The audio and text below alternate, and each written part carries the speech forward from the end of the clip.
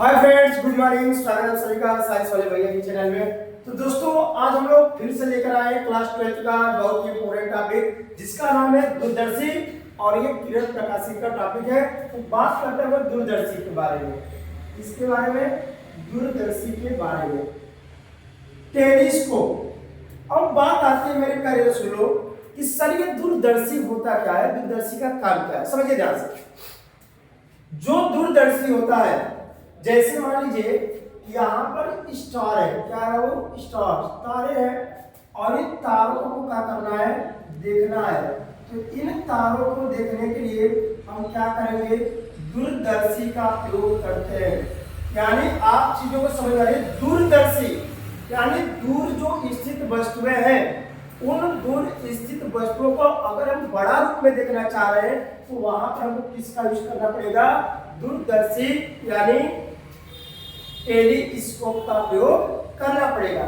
जैसे आपको चंद्रमा को देखना है, तारों को देखना है और उन तारों को बड़ा रूप में देखना चाह रहे हो तो वहां पर आपको टेलीस्कोप की जरूरत पड़ेगी, दूरदर्शी की जरूरत पड़ेगी। तो पहली बात तो सर दूरदर्शी क्या था, आपको तो पता चल गया कि दूरदर्शी का काम क्या होता है कि दूर स्थित वस्तुओं को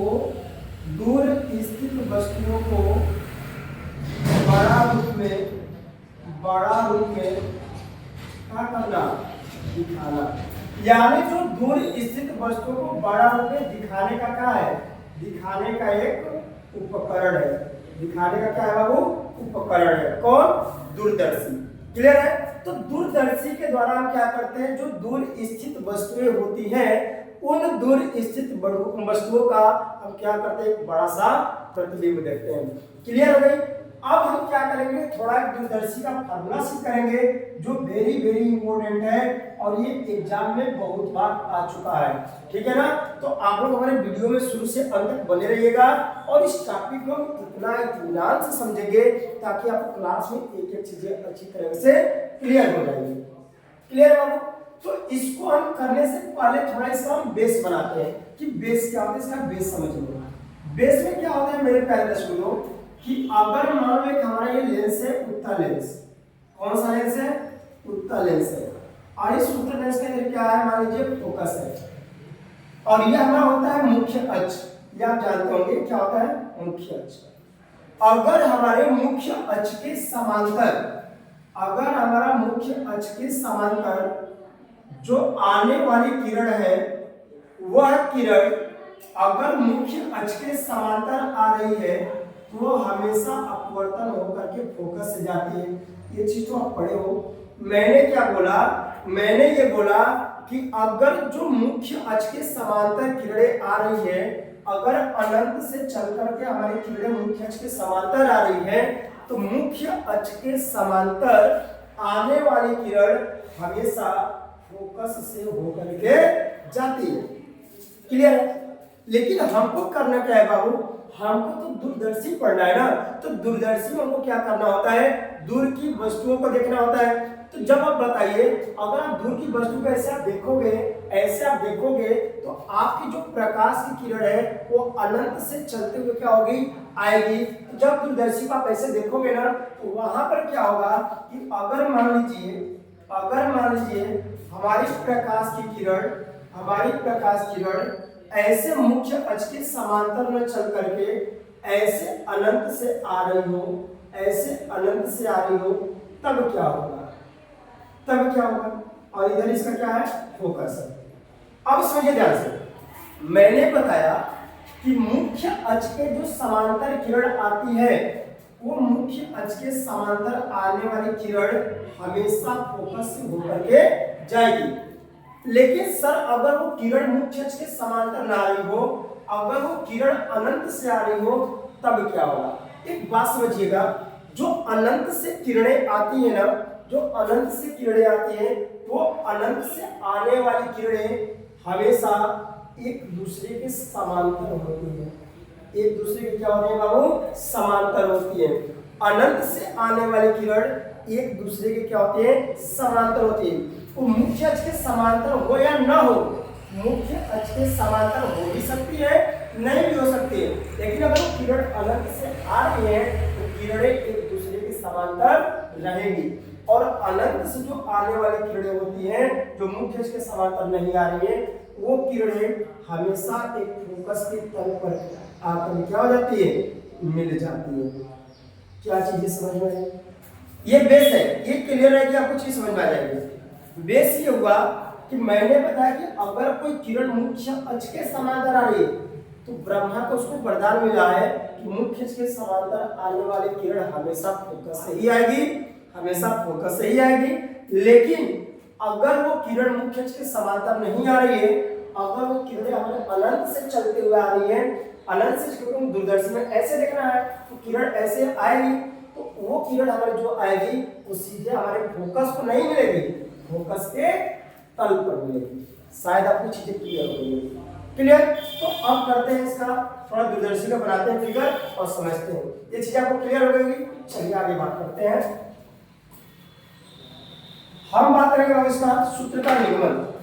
दूरदर्शी के सूत्र का क्या करेंगे, सूत्र का निगमन करेंगे और इसके पहले हम इसका क्या बनाएंगे, फिगर बनाएंगे। चलिए करते हैं। अब मान लीजिए, देखिए एक चीज और, दूरदर्शी में क्या होता है कि आगे हमारा एक बड़ा लेंस होता है। दूरदर्शी में बाबू आगे हमारा जो होता है बड़ा लेंस होता है और पीछे जो होता है छोटा लेंस होता है। क्या मैंने बताया? दूरदर्शी में आगे बड़ा लेंस होता है और पीछे छोटा लेंस होता है। जो बड़ा लेंस है ये ऑब्जेक्टिव लेंस होता है, ऑब्जेक्टिव लेंस होता है जिसको हम बोलते हैं अभिदृश्यक लेंस, और छोटा जो लेंस होता है इसको हम बोलते हैं आई लेंस। क्या बोलेंगे? आई लेंस, नेत्रिका लेंस। क्लियर है? अभी मैं पढ़ाया कि देखिए इस लेंस का इधर कहीं पर फोकस है एफ ओ और इस लेंस का इधर कहीं फोकस है एफ ई, एफ ई। अब बात सर एफ ओ और एफ ई को लिख रहे हो। एफ ओ का मतलब समझिएगा अभिदृश्यक, यानी ओ ऑब्जेक्टिव लेंस का फोकस, ई है आई लेंस का फोकस। इसका फोकस इधर होगा और इसका फोकस इधर होगा। अब यहाँ पर क्या हो रही है मेरे प्यारे सुनो कि टेलीस्कोप से हमको ऐसे देखना होता है दूर की वस्तु को, तो यहाँ से मान लीजिए कुछ किरणें ऐसे दूसरे क्या आ रही है, समांतर आ रही है, कुछ किरणें ऐसे एक दूसरे के क्या आ रही है, समांतर आ रही है। क्लियर? और अभी मैं पढ़ाया हूँ कि जो किरणें हमारे अनंत से आती है वो अनंत से आने वाली किरणें इसके फोकस के तल पर मिलती है। तो इसका फोकस तल ये है, ये इसका फोकस तल है। तो यहाँ से जो अनंत से आने वाली किरणें है ये फोकस के तल पर आकर क्या हो जाएंगी, मिल जाएंगी। फोकस के तल पर आकर क्या हो जाएंगी, मिल जाएंगी। और जहाँ पर मिलेंगी वहां पर जो हमारी अनंत पर वस्तु है उन छोटी सी तारों में बड़ा जो चंद्रमा है, इस चंद्रमा का थोड़ा बड़ा प्रतिबिंब हो आपको जरूर बनेगा। तो यहाँ पर जब वस्तु वाली है वहां पर इसका प्रतिबिंब बन जाएगा ए डैश बी डैश। क्या चीज समझ में आई? सलाम को पूरा समझ में आया? समझ में आपको ये आया कि जो किरणें हमारे अनंत से आ रही है, तो मैं बेस में बताया था कि अनंत से आने वाली जो किरणें होती है वो फोकस के तल पर मिलती है, फोकस पर नहीं मिलती, फोकस के तल पर मिलती है। तो यहाँ पर अगर सूर्य है तो सूर्य से जो किरणें निकल रही थी वो किरणें आकर के फोकस पर तल क्या हुई, मिली, और मिली तो वहां पर बड़ा सा चंद्रमा का या बड़ा सा सूर्य का हमारी आंखों में छोटा मोटा जरूरी बनेगा, यहाँ पर सब बन गया प्रतिबिंब। अब इसके लिए आ जाओ। अब इस लेंस में हम देखेंगे आई लेंस के लिए, तो आई लेंस में बाबू ये जो प्रतिबिंब है इस लेंस के लिए किसका काम करेगा, वस्तु का काम करेगा। और आपको पता है कि अगर किसी वस्तु का प्रतिबिंब बनाना होता है तो हमको दो किरणों की जरूरत पड़ती है। तो यहाँ पर हम क्या करेंगे, यहाँ पे किरण को ऐसे मुख्य अक्ष के समांतर लाएंगे। आपको पता है कि जब मुख्य अक्ष के समांतर किरण आती है तो हमेशा किससे होकर जाएगी, फोकस से होकर जाती है। तो इसका जो फोकस होगा यहाँ से ऐसे परावर्तित हो जाएगी। समझ में आ गया क्या? और एक किरण जो होती है सीधे प्रकाशीय केंद्र ओ से जाएगी और ओ से जाने वाली किरणें सीधे क्या हो जाती है, निकल जाती है। समझ में आ गया क्या? अब अगर कल्पना करें कि शायद इस किरण को क्या करें, ऐसे आगे बढ़ाइए। अगर हम किरण को ऐसे आगे बढ़ाते जाए तो कहीं ना कहीं एक दूसरे को क्या करेंगे, काटेंगे, कहीं ना कहीं एक दूसरे को क्या करेंगी, काटेंगी। और जहां पर ये किरण एक दूसरे को काटेंगी, जहां पर ये किरण एक दूसरे को काटेंगी, वहां पर उस वस्तु का क्या बनेगा, प्रतिबिंब बन जाएगा। और यहाँ पे एक दूसरे को काट रही है तो यहाँ पर इसका क्या बन गया, वो प्रतिबिंब बन गया। और ये हो गया A double dash B double dash. हमारे हिसाब से आपको फिगर अच्छे तरीके से समझ में आ गया होगा, 100% क्लियर है।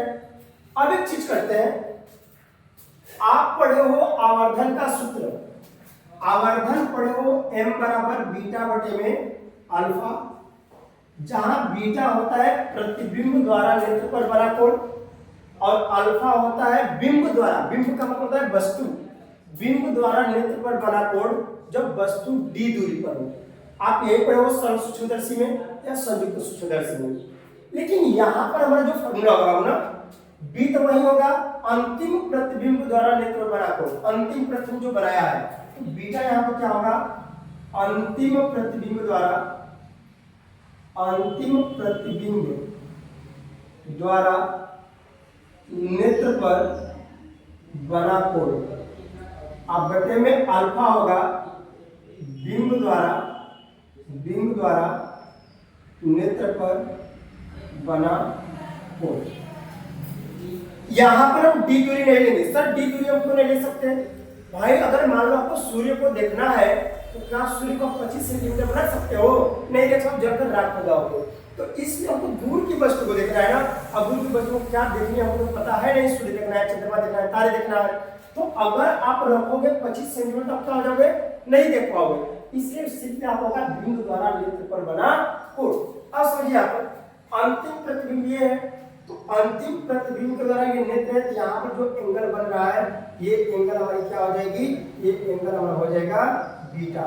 और यहाँ से अगर किरण आ रही है और ये किरण मान लीजिए यहाँ पर वस्तु है, तो अगर यहाँ पर एंगल अल्फा बन रहा है तो आपको इस फिगर में साफ साफ दिख रहा होगा कि यहाँ पर एक रेखा में किरण ऐसे आई है और एक किरण ऐसी आई है, मतलब फिगर हमारा ऐसे बन रहा है। किस तरीके का है, किस तरीके का है।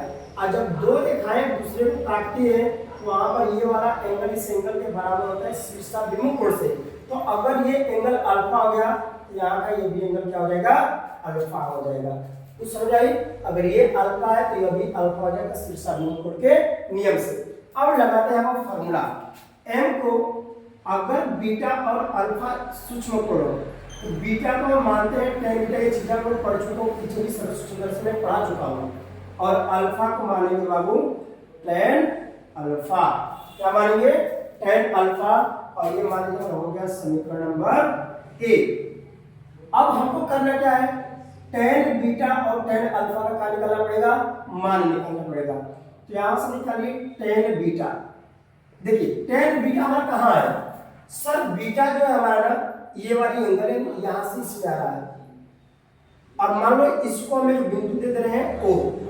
एक और बात बताओ, इस लेंस के लिए, नेत्रिका लेंस के लिए ये क्या कर रहा है, तो वस्तु का काम कर रहा है। और वस्तु की दूरी क्या होती है, U होती है। चूंकि आई लेंस है यहाँ पर क्या लगा देंगे UE। और इस लेंस के लिए ये चीज इसका क्या है, फोकस है। इस लेंस के लिए FO क्या है, इसका फोकस है। तो लेंस से फोकस की बीच दूरी का लगी फोकस दूरी, फोकस दूरी को F से दर्शाते हैं। चूंकि ऑब्जेक्टिव लेंस है यहाँ हो जाएगा FO। अब लगाओ tan बीटा। tan बीटा यहाँ पे देखिए त्रिभुज किसमें आ रहा है, A dash B dash O में, यानी यहाँ पे त्रिभुज बन रहा है और इस त्रिभुज के अंदर हमारा बीटा आ रहा है। और tan बीटा मतलब है लंब बटा आधार। तो लंब क्या होगा, आप देखो लंब का काम कर रहा है A डैश B डैश, यहाँ पर हमारा हो जाएगा A dash B dash. Aadhaar क्या होगा, आधार यहां से देखो आधार हमारा होगा B डैश O, आधार क्या होगा B डैश O, आधार हमारा हो गया B डैश O। और ये हो गया इक्वेशन नंबर 2। tan बीटा अब tan अल्फा निकालो। tan alpha equal to, alpha कौन है भाई, अल्फा यहां पर आपको दिख रहा है, आपको यहां पर दिख रहा होगा ये एंगल। और tan अल्फा वही होगा लंब, कोण के सामने लंब होता है। तो लंब क्या हो जाएगा A dash B dash. A dash B dash. Aadhaar क्या होगा, आधार देखिए ये हमारा आधार है, यहां से लेकर के बी डैश यानी एफ ओ, जो बी डैश जहां पर है बी डैश एफ ओ के पास में, ठीक है। और ये दूरी टोटल हमारी क्या है, एफ ओ है, तो इसके जगह हम रख देंगे एफ ओ, और ये हो गया समीकरण नंबर 3। क्लियर।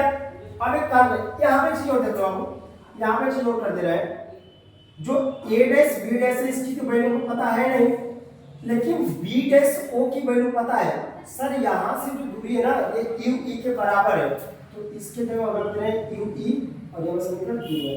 अब हम करेंगे क्या कि समीकरण 2 व 3 का मान, समीकरण 2 व 3 का मान समीकरण 1 में रखने पर, रखिए समीकरण 1 क्या है हमारा, m बराबर tan बीटा बटे में क्या है, tan अल्फा है। tan बीटा की वैल्यू क्या है, tan बीटा की वैल्यू हमारा आया है a डैश b डैश बटे में यू ई। अब बटे tan अल्फा क्या है बाबू, a डैश b डैश बटे में F O. a dash b डैश से क्या हो गया, कट गया, तो m बराबर हमारा क्या, एफ ओ अपान यू ई। ये हमारा हो गया छोटा सा फार्मूला आवर्धन का। समझ में आ गई क्या चीज है, ये चीज आपको समझ में आ गई। मैं फिर से बता दे रहा हूँ कि आवर्धन होता है m बराबर बीटा बटे में अल्फा, बीटा हो गया tan बीटा, अल्फा हो गया tan अल्फा।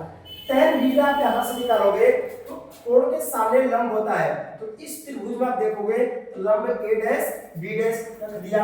आधार का अवसर b डैश o होगा, क्योंकि इस लेंस में वस्तु है इसकी दूरी क्या हो जाएगी यू ई, तो b डैश o की जगह रख दिया यू ई। tan अल्फा यहां पे देखो, अल्फा के लिए आप इस त्रिभुज को लोगे तो अल्फा कोण के सामने लंब a dash b dash, a dash b dash, और आधार क्या होगा f, यहां से b डैश ये, और इसके बीच दूरी क्या है f o। और इस दोनों वैल्यू को इसमें क्या कर दिया, रख दिया, a डैश b डैश से डिवाइड कर दिया, ये हमारा आ गया है आवर्धन का फार्मूला। चीजें क्लियर है, तो फटाफट इसका स्क्रीनशॉट लीजिए और अगला इसमें कंडीशन लेकर के चलते हैं। चलिए अब इसमें चलते हैं,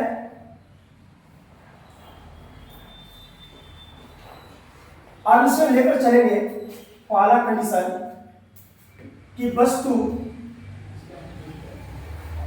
प्रतिबिंब डी दूरी पर बने। प्रतिबिंब कितना दूरी पर बने, डी दूरी पर। आप प्रतिबिंब को डी दूरी पर ले रहे हैं, तो यहां पर क्या होगा, जो भी है ना वो भी हमारा हो जाएगा माइनस डी, और u को हम ले लेंगे माइनस का यू ई, और f को हम ले लेंगे एफ ई। ये सभी हम आई लेंस के लिए देख रहे हैं, तो देखिए इसके लिए d किधर है, इधर, तो इस साइड के मान किस होते हैं माइनस में, तो माइनस ले लिया। यू ई भी किधर है, इधर है u, इस लेंस के लिए तो अभी किस हो गया माइनस में, लेकिन इसका फोकस किधर है, इधर, क्योंकि हमेशा f2 को लिया जाता है मुख्य फोकस, तो किस हो गया प्लस। और लगाएंगे लेंस का सूत्र, लेंस सूत्र से, लेंस सूत्र होता है 1/f = 1/v - 1/u। रखिए सभी वैल्यू को, f किसके बराबर है, f के बराबर, तो हो गया 1/f। v किसके बराबर है, माइनस का डी, यहाँ पर माइनस डी, अब माइनस u किसके बराबर है, माइनस का ue के बराबर। अब ये माइनस को इधर भेजिए, किस में हो जाएगा प्लस में, तो 1/fe बराबर माइनस इधर का क्या हो जाएगा प्लस 1/d, अब माइनस माइनस प्लस हो गया, बन गया 1/ue। चीजें क्लियर है, 1/ue किसके बराबर है, तो 1/u है 1/fe प्लस 1/d का। हम जानते हैं क्या जानते हैं भाई, हम जानते हैं कि जो आवर्धन m होता है वो FO/UE के बराबर होता है, पढ़े हो ना।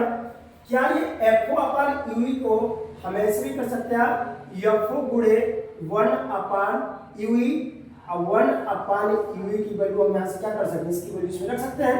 रखिए, रखते हैं, क्या होता है, यहाँ से जब रखेंगे रसगुल्लो तो m बराबर हो जाएगा FO तो FO रहेगा, और 1/UE की वैल्यू आपको पता है, तो रख दीजिए, हो जाएगा 1/FE प्लस 1/D। समझ में आया क्या आपको? भाई 1/U को पता है, हमने क्या किया, हमको पता है कि m बराबर F/U, अभी हम उसको सिद्ध किया हो, तो 1/UE की जगह इस पूरे वैल्यू को मैं क्या कर दिया, रख दिया, तो F है और 1/U की जगह इस पूरे मान को क्या कर दिया, पुट कर दिया। अब एक काम करते हैं, FE को कॉमन ले रहा हूं। देखिए कॉमन में क्या होता है ना कि जहां पर ये चीज रहेगी वहां से हट जाएगी, और जहां पर वो चीज नहीं रहती है वो वहां पर चली जाती है। तो हर में अगर FE है तो FE को हम बाहर निकाल दिया, तो बताओ यहाँ पर 1 FE की जगह क्या बचेगा 1 प्लस, लेकिन सर यहाँ पर FE नहीं है, तो अगर FE हमारा हर में है तो इस पर नहीं तो अंश में चला जाएगा, ये हो जाएगा FE बटे में D। अगर इसको अंदर में ले ले FE का गुणा करो फिर वही वाली चीज आएगी, जब यहाँ पर FE से कट जाएगा फिर वही वाला बन जाएगा ना। तो 1 से 1 क्या हो गया, कट गया, तो m बराबर फार्मूला मिल गया FO/FE ब्रैकेट में 1 प्लस FE बटे में D, और ये हमारा D दूरी के लिए फार्मूला। कब? जब प्रतिबिंब D दूरी पर बने तब। चीजें समझ आ गई है। दूसरा कंडीशन देख लेते हैं।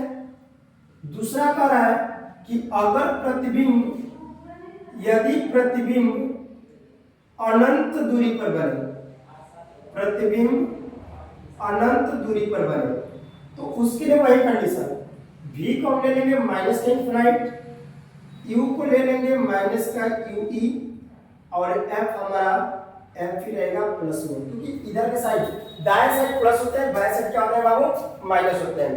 अब डायरेक्ट मैं सूत्र में रख रहा हूं, डायरेक्ट रख रहा हूं, देखो 1/F के जगह पर क्या रखेंगे FE बराबर 1/V, V के जगह क्या रखेंगे माइनस का इनफिनाइट, U के जगह पर रखेंगे माइनस का UE, तो 1/FE ये पूरा वैल्यू क्या हो जाएगी 0, यहां से हो जाएगा 1/UE, तो 1/UE किसके बराबर हो गया 1/FE का।